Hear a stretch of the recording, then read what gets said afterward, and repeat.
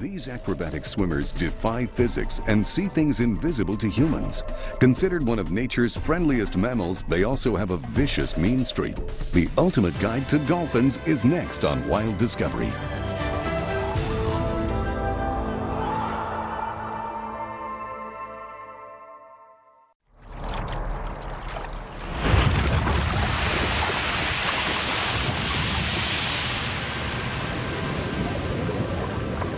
Wouldn't it be nice to be a dolphin? To live in a world so peaceful and carefree? But then, maybe it only looks peaceful and carefree. For all our fascination with these animals, we know very little about them.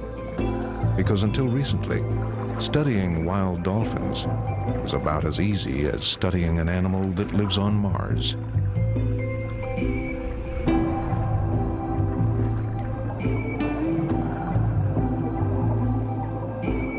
Take their swimming, for example. It's spectacular, beautiful, acrobatic. But it's also impossible.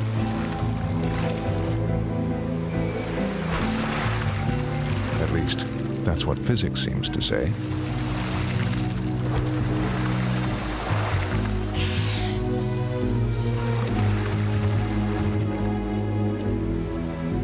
An animal the size and shape of a dolphin just can't go that fast and maneuver like that.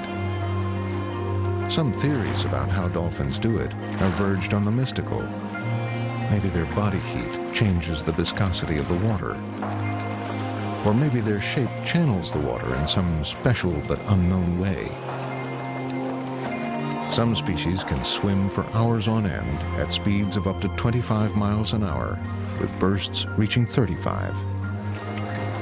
The best human swimmers, Olympic champions, can only manage about 8 miles an hour, and only briefly at that. And yet, this is about as fast in the water as any land mammal gets.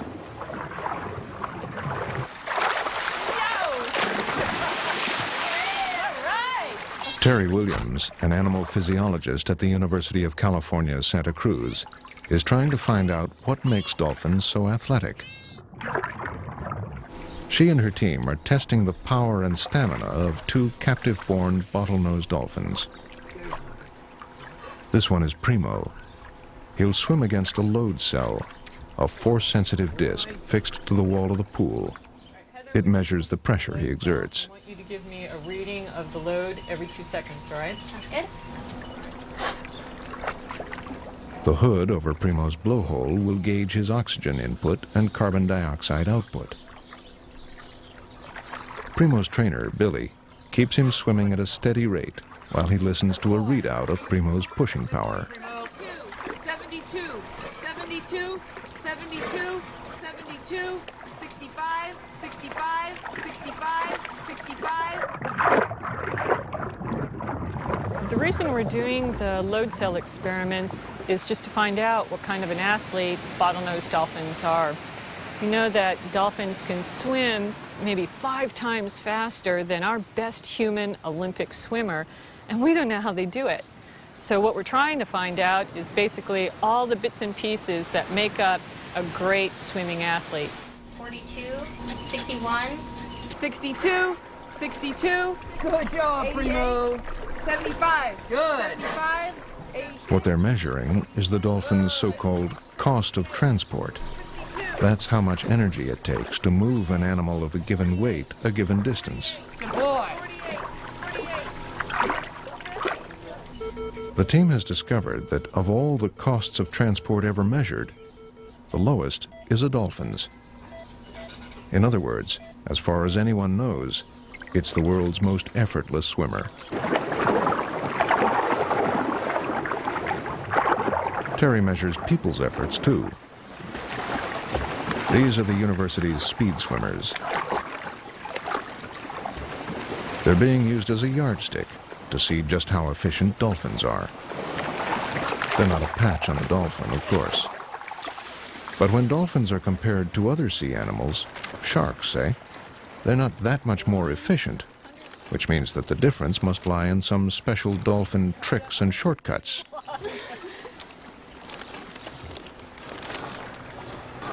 What those tricks and shortcuts are, no one knows. 171, you guys are identical. And even though there's been plenty of scientific research on dolphins, and a lot has been learned, there's still disagreement over such basics as the names of the species and how many there are. There's no argument on the family level, though. Both whales and dolphins are cetaceans, which can be split into two groups. One, the Mysticetes, includes the great plankton-eating whales. The others are the mainly fish-eating Odontocetes, or toothed whales.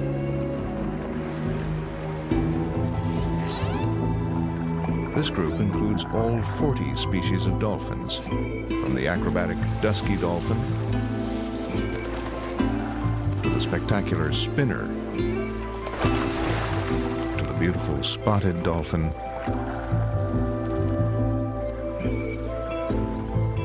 to the popular bottlenose,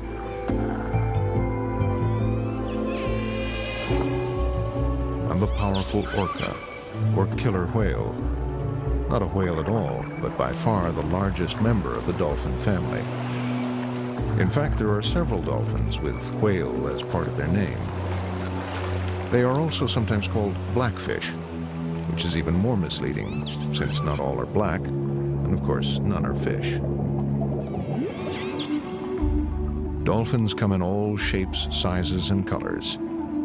They range from the tiny 4-foot Hector's dolphin to the beautifully colored striped dolphin, to the massive orca, which can grow to more than 30 feet and weigh up to 7 tons. Its fin alone can be taller than a man.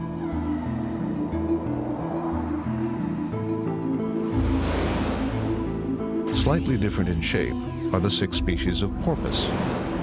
They have shorter, chunkier bodies, high foreheads, and less well-defined beaks. And the tips of a porpoise's teeth are completely different from a dolphin's. While a dolphin's teeth are sharp and conical for grabbing fish, a porpoise's are flat and spade-like, but also for grabbing fish. No one knows for sure why the teeth are so different, for strangely, apart from this, the animals are very similar. Dolphins live in all the oceans, from the freezing waters around the poles to the warmth of the tropics. But oceans aren't the only place they're found. Some of the world's greatest rivers, China's Yangtze, Pakistan's Indus, and India's Ganges and Brahmaputra, have freshwater dolphins. So do South America's massive Orinoco and Amazon rivers. The Amazon and its tributaries, the world's largest river system, stretch nearly 4,000 miles and flow through 9 countries. And found throughout most of the system are the largest of the freshwater dolphins, the 7 to 10-foot boto, or Amazon River dolphin.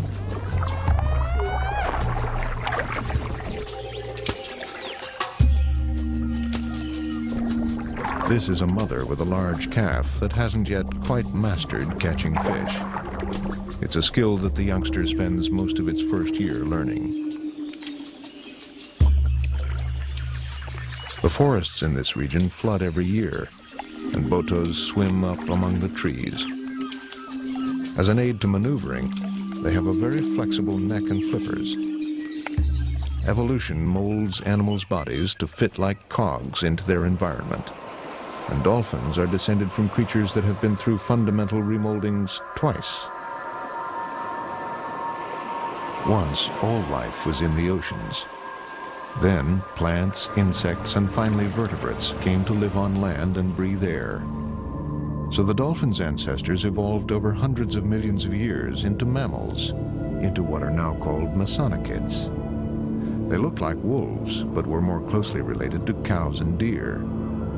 About 50 million years ago, they foraged in swamps and estuaries. And as they foraged deeper into the water, their bodies changed. They became aquatic again. They became an animal called archaeocetes. They were still mammals, though, so they couldn't breathe underwater, but they could evolve to make breathing easier. Archaeocetes' nostrils fused into one, moved to the top of its head, and became a blowhole. The body became more streamlined. There was a dorsal fin to aid balance, but unlike a fish's fin, without a bone structure. The front legs became fins for steering, though they still have a land mammal's finger-like bones.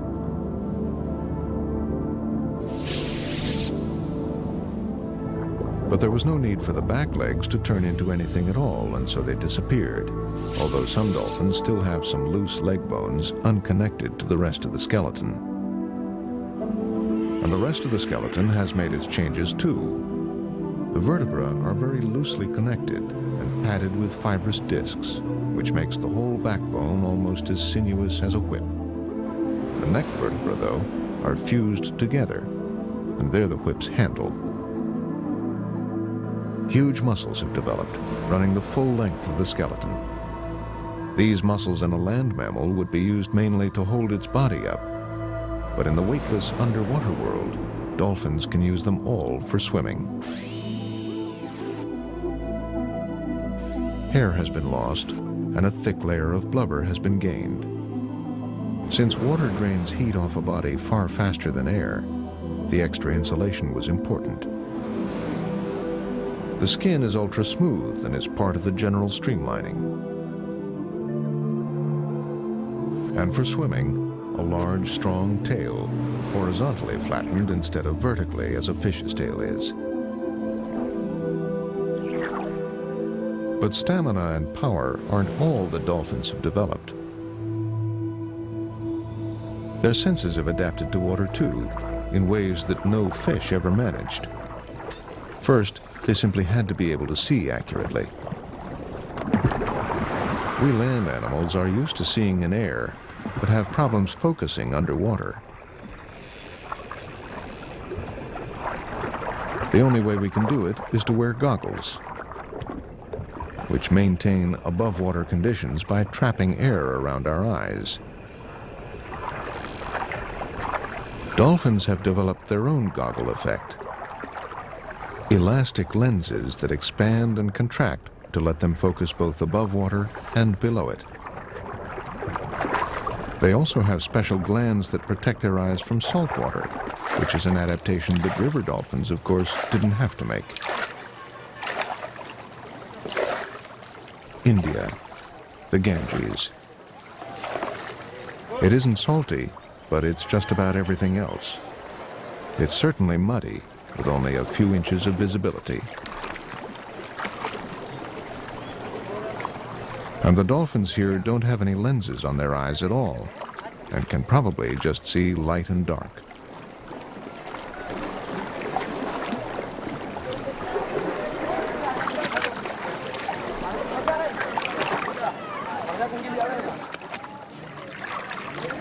So how does the Ganges dolphin find its way around?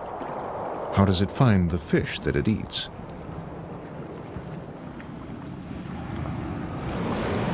It relies almost exclusively on a sense that all cetaceans are masters of: echolocation, sonar. Its entire head is built around an array of sending and receiving equipment. The dolphin makes clicks near its blowhole, and then in a fat-filled cavity in its forehead called a melon, the sound is guided into a narrow beam. Sound is sent out as a series of short pulses. The echoes that are reflected back are heard through the dolphin's lower jaw, which is connected to the ears. It's as good as vision. In some ways, better. Dolphins can see things that can't be seen. Dave Goodson is from the Underwater Acoustics Group at Loughborough University in England. We're looking at the dolphin's sonar, and just to put it into perspective, a bottlenose dolphin can see something the size of an orange about 80 meters ahead of him. And that is approximately equivalent to the echo it would get from quite a large fish, but one that it could still swallow whole. So we've got a good feel, I think, for what they do in the wild when they're looking for fish mid-water. But then we discover the interesting things, like the dolphin who is looking into the seabed surface at close range and clearly has detected the presence of a fish that's buried in the sand. Now, the echoes at the frequencies they produce should bounce from the sand, but they're able to get some information from below the sand particles, and they will sometimes even dive into the sand to recover them.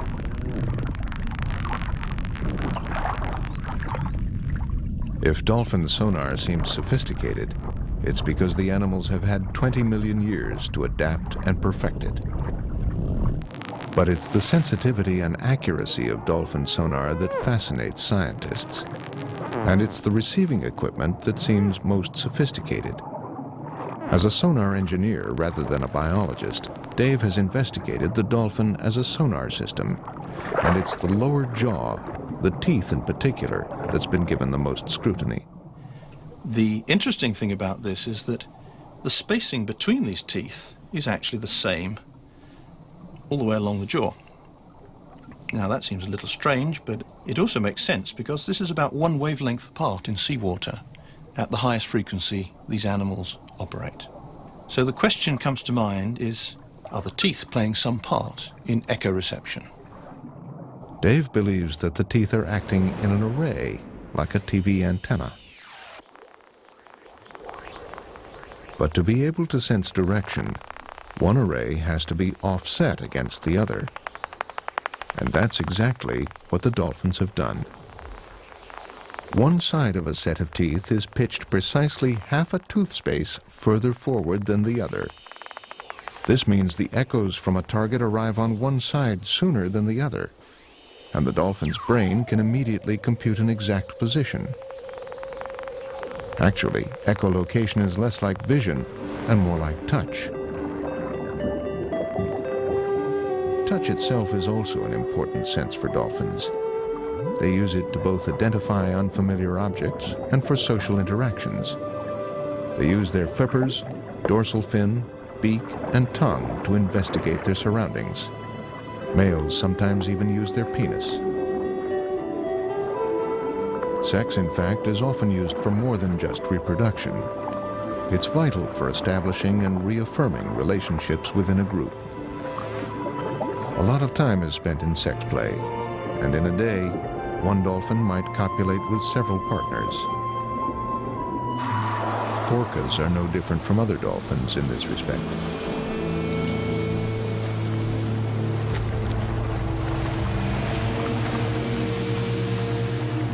But for all this sex, actual conception is rare.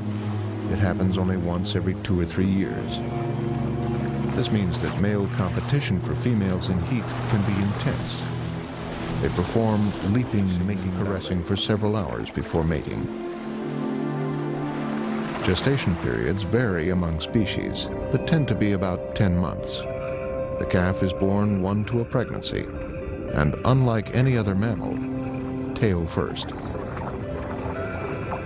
It instinctively rises to the surface for its first breath. Though dolphins have very little sense of smell, their sense of taste is excellent. The mother squirts the rich milk directly into the calf's mouth.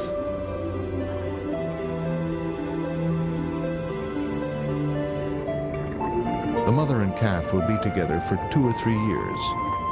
By staying with its mother for so long, the calf learns the skills it needs to survive: how to hunt and feed, and just as important, how to communicate with the rest of the pod.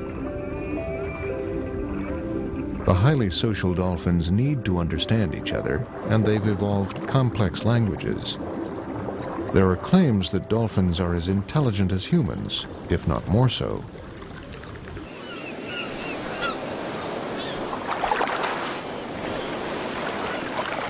Intelligence has enabled dolphins to operate in teams. Of all the dolphin languages, the kind used by orcas is thought to be the most sophisticated. Here in northern Norway, they're using it as they work a huge shoal of herring. Whole families, sometimes 3 generations of them, tend to work together. First, the orcas start to corral the herring by swimming around and under the shoal. Communicating constantly and circling, leaping, and thrashing their tails, they keep tightening the herring knot.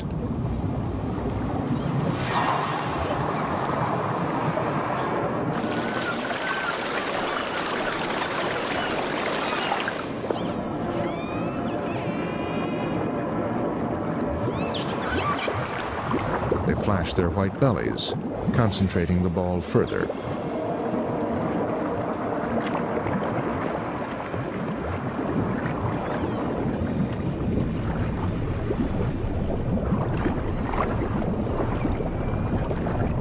The fish are stunned and disoriented by powerful tail strokes.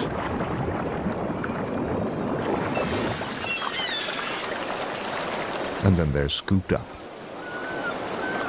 An adult orca can eat more than 400 herring a day. And the seabirds get the leftovers.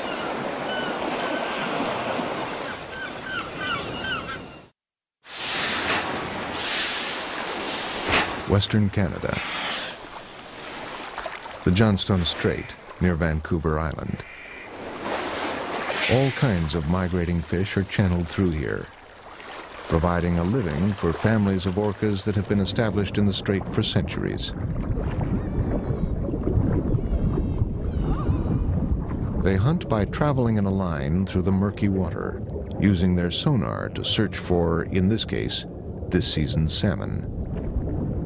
Then, once they've found a shoal this way, they can corral them, turn off their sonar, and go after the big fish by sight.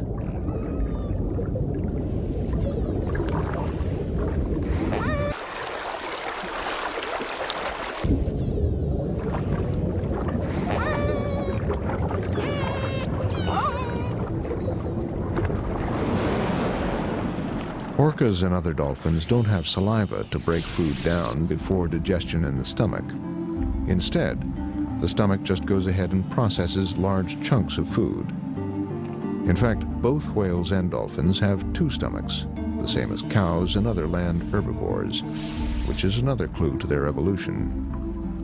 One stomach is for storing food, the other for digesting it.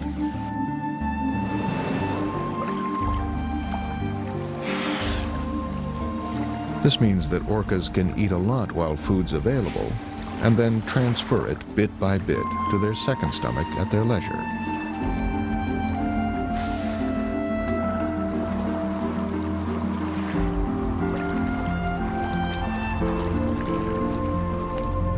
All dolphins dive, and some go as deep as 1,000 feet or more. When humans do long, deep dives, the increased pressure forces nitrogen from the air they're breathing to dissolve in their bloodstreams. Then, if they come up too fast, the nitrogen undissolves, making bubbles in the blood. It's like a fizzy drink bottle being shaken and then opened. This condition, called the bends, is very painful and can cause permanent injury, even death. But dolphins don't have this problem. You have to understand, diving for dolphins is an amazing thing when you think of all the things that they have to do. They have to exercise, they have to keep warm, they have to be able to hold their breath for a long period of time, and they're doing all of that on one breath. And so it's like asking a human athlete to run around a track, run a marathon, and do it on a single breath. Terry Williams had worked out the oxygen consumption for an active dolphin, but found her figures didn't add up. When dolphins dive to 600 feet, which they often do, they should, by rights, run out of oxygen and drown before they can reach the surface. To find out why they don't, scientists from Texas A&M University fitted a dolphin with a video camera. What they discovered surprised them.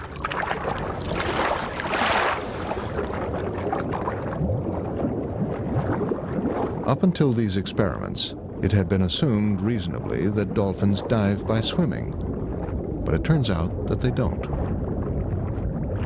After a few powerful tail strokes, the animals shut down their engines and drop like stones.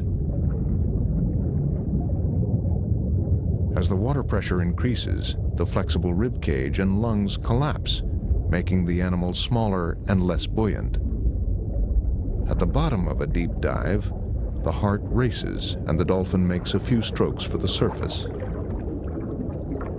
As it reaches 250 feet, the decreasing pressure lets the lungs open. The dolphin becomes buoyant and it glides the last leg to the surface, where in this instance, the scientists can retrieve their video footage. Water can rob the body of heat about 25 times faster than air, and so the animals had to figure out basically how to keep warm. The tough part, though, is that they always have that wetsuit on. So when they get into warm water, it's a tough situation on how to get rid of the excess heat. And the only places they can lose heat is across that dorsal fin, across the flukes, and then across the pectoral fins. And those are pretty small surface areas, but they serve as a terrific radiator that the animal can bring blood up into and then cool that blood and have it go back into the core of the body and help cool the animal down.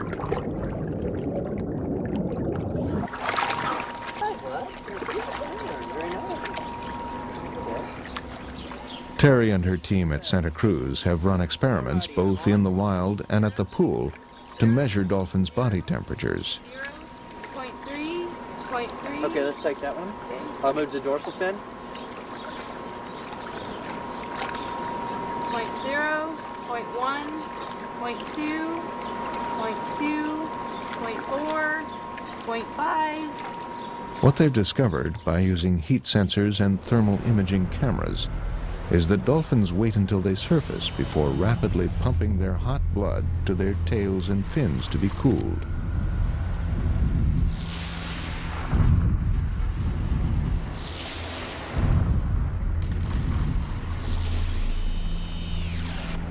Since pumping blood around their bodies uses energy, waiting until they surface conserves oxygen and extends the length of their dive. So it's not just a matter of the dolphin holding its breath. To make the dive as long as possible, the whole body pitches in.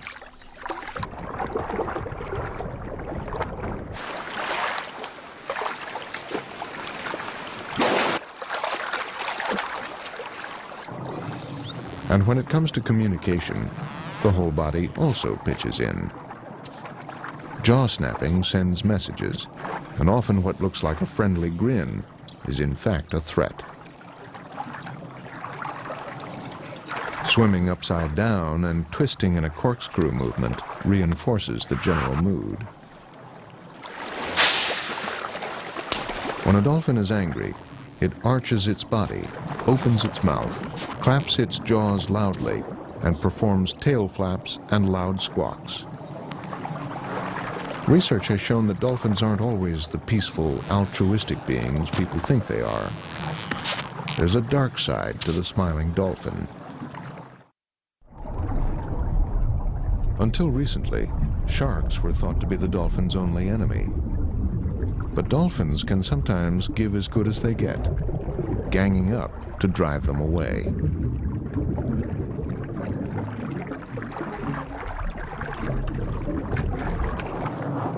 Dolphins often have scars and damaged or even missing fins and flippers as testimony to past shark encounters.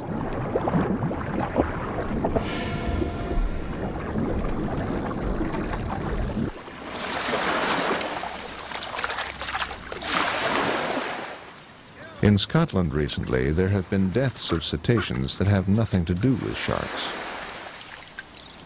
Every year, about 15 harbor porpoises with horrible injuries are found washed up on the shores of the Moray Firth. Since none of them show any evidence of being eaten, sharks don't appear to be the culprits.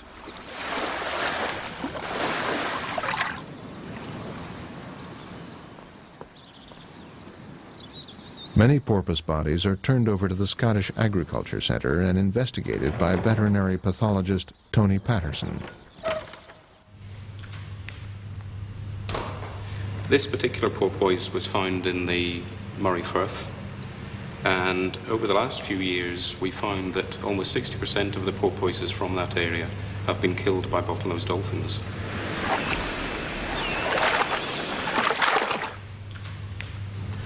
I have an upper jaw. This is from a bottlenose dolphin from the Murray Firth population. And if I can show that this exactly fits these teeth spacings on the porpoise. Absolute proof came when an amateur cameraman filmed bottlenose dolphins tossing porpoises around like ragdolls. Until then, the only members of the dolphin family seen doing this kind of thing were orcas.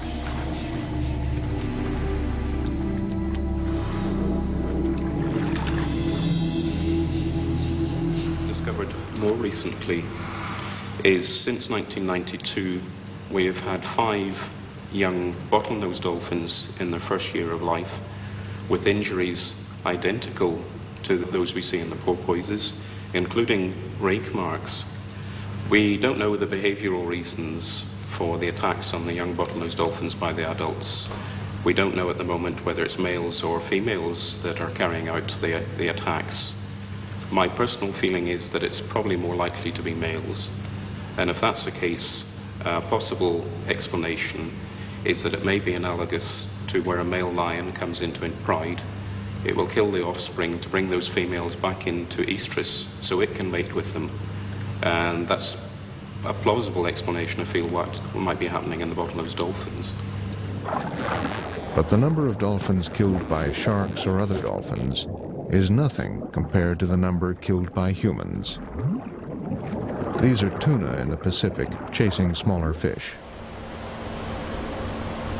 A tuna boat with its enormous purse-seine net.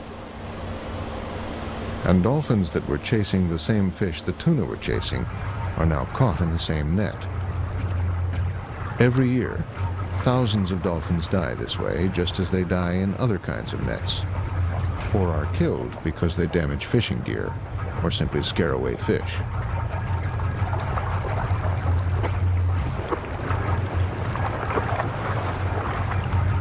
These are lucky ones, though. They've been caught in one of the many new nets with dolphin escape hatches, required by law in several countries.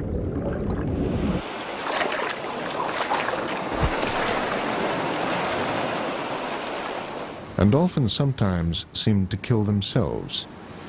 Like many other animals, a lot of dolphins and whales migrate. Their guide is the Earth's magnetic field, and it's thought they follow magnetic contours that cover the Earth. But even though dolphins are highly intelligent and social and have a built-in navigation sense, they still often swim up onto beaches and die there. These strandings are one of the great unsolved mysteries of the animal world. Every year, thousands of dolphins, both alive and dead, are found stranded. It's nothing new. The phenomenon's been documented for thousands of years.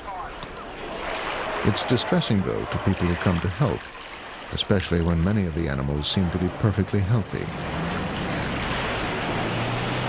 Only certain species tend to strand themselves, usually the most tightly knit social ones, such as pilot whales and false killer whales.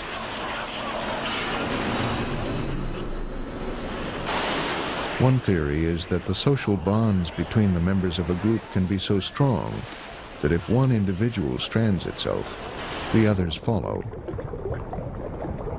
Other theories suggest that the strandings may be deliberate mass suicides or anomalies with the magnetic contour lines. Often, people can work to return dolphins to the sea only to watch them turn around and head straight back to the beach. One way of understanding why dolphins do this might be to understand more about their societies. Scientists all over the world are studying dolphins and the relationships within the pods. They use various techniques to identify different individuals and to work out the parts they play in their groups. We're studying their social organization and population structure, and the way we do that is to collect skin samples for DNA analysis. DNA sampling techniques involve using a harmless nylon pad to scrape a tiny amount of loose skin from a dolphin's back. This Earthwatch team is taking samples from a group of dusky dolphins in New Zealand.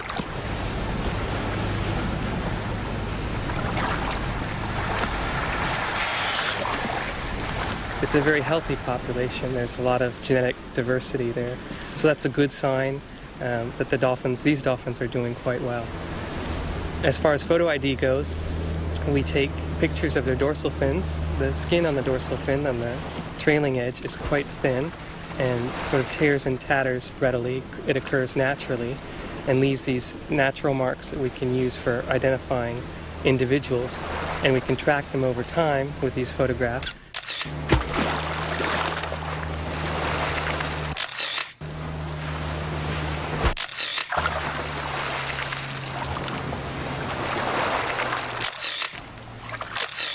A dolphin's dorsal fin is as individual as a person's face.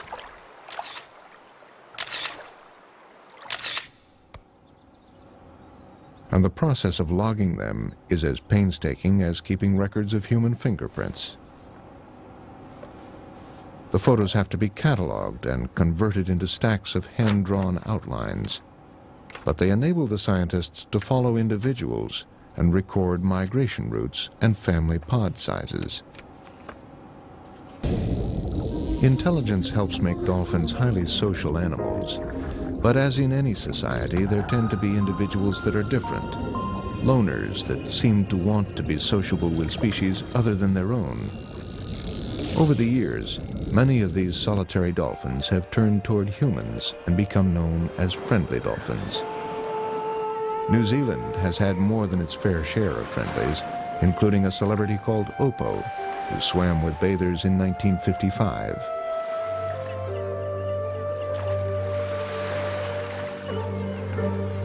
Oppo attracted visitors by the thousands. She let children ride on her back, but often smacked the shins of adults who came too close. She was suspiciously killed just one day before she was to have been given official protection by the local council.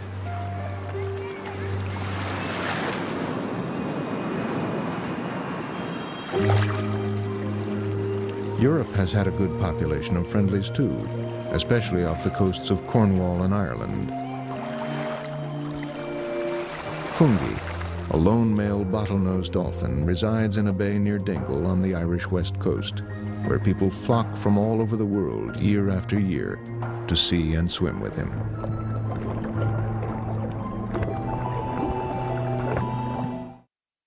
For more than 100 years, wild dolphins have been displayed for human enjoyment. Dolphinaria had a real surge of popularity after the TV soap opera Flipper sparked public fascination. More and more people wanted to try to get closer to these friendly and intelligent animals.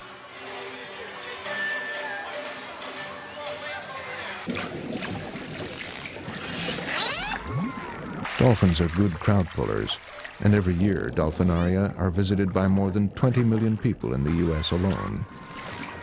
They act as ambassadors for their cousins in the wild by increasing awareness of the threats posed to them.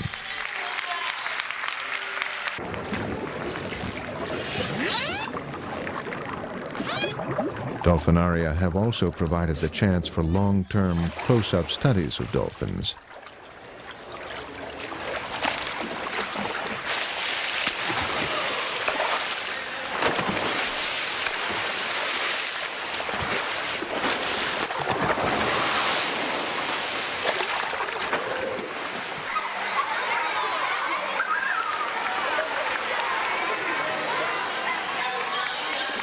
Many visitors join conservation groups and become lifelong friends of these charismatic, fun-loving animals. It's difficult to put into words and impossible to prove, but there's an elation that many have after a close encounter with one of these enigmatic creatures. Dolphins seem to possess an uncommon ability to provoke humans towards a deeper sense of connection with nature. They seem to seek us out and want to interact with us.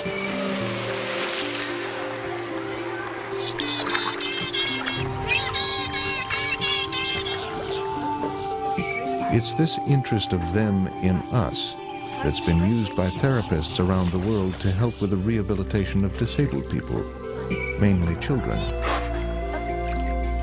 That's it, give the dog a pull.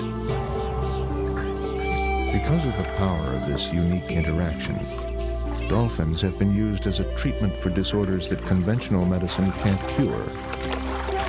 This has led to many people believing that dolphins have magical healing abilities. There's no evidence of any sonic or special healing power from the dolphins. Indeed, dogs and cats have been known to have similar effects. But never mind. Whatever the reason, swimming with dolphins does seem to work. There's also a less institutional way of connecting with dolphins. Every year, more than 5 million people all around the world go on organized whale and dolphin watching trips. The lives of humans and the lives of dolphins are about as different as it's possible to be and still be on the same planet.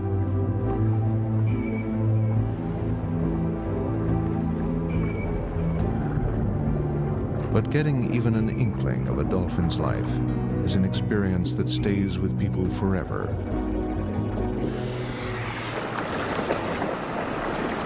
There's little doubt that dolphins score highly in the popularity polls, even though they have few of the features that normally make animals popular with us: soft fur and large eyes and ears. Maybe we see dolphins as we'd like to see ourselves. We know we're causing them harm.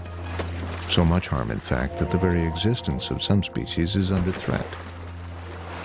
But if we can't live in harmony with such intelligent animals, animals that seem actively to like us, what hope is there for other creatures on the planet? Like us, dolphins are intelligent, live in complex societies, and share their work.